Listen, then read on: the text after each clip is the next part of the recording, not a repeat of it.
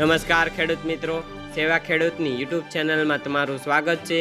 જો તમે સૌરાષ્ટ્ર અને ઉત્તર ગુજરાત માર્કેટ યાર્ડના બજાર ભાવ જાણવા માંગતા હોય તો સેવા ખેડૂતની યુટ્યુબ ચેનલને સબસ્ક્રાઇબ કરો અને ઘંટડીનું બટન ઓન કરો, જેથી અમારા નવા વિડીયોઝ તમને મળતા રહે।